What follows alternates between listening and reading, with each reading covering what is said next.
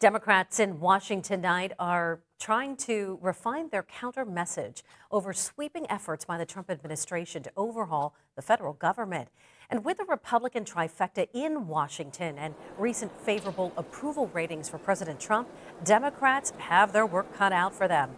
Tonight, Erie News Now Washington, D.C. correspondent Brendan Scanlon is joining us live on Capitol Hill. And Brendan, you heard from Democrats today. What is their game plan?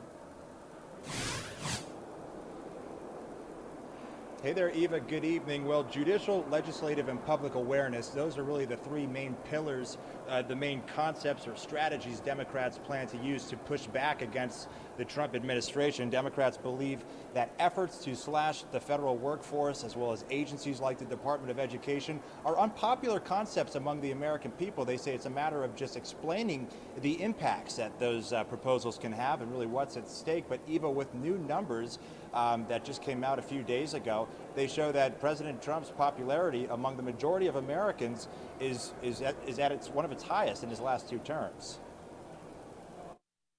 We're going to push back in the courts, we're going to push back in Congress, and we're going to push back in our communities. 3 weeks into President Trump's second term, Democrats are taking a multi-pronged approach by rallying. It's about these billionaires making sure that they line their pockets, that they have the funding they need for their tax cuts. By filing lawsuits. The Trump administration has engaged in a number of brazenly undemocratic and illegal actions. 55 lawsuits have been filed. And by alerting the public. The American people did not vote for their neighborhood schools to be closed or class sizes to be larger.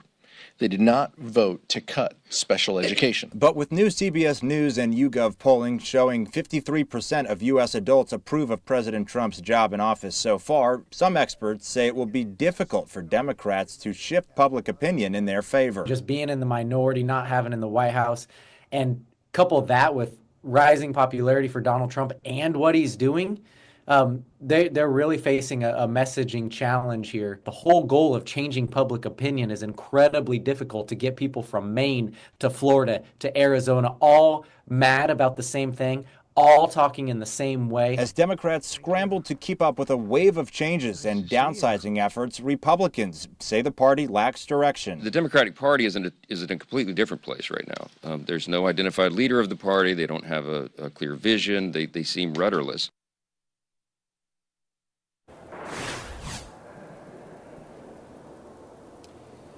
Now, the House will be off next week, and Democratic lawmakers in the House say they plan to use that time to go back to their districts and speak with their constituents to educate them just on exactly what is at stake with these various government overhaul proposals by the current administration and, of course, the president's top government efficiency advisor, Elon Musk. So that is something that House Democrats say today that they are looking forward to getting to next week.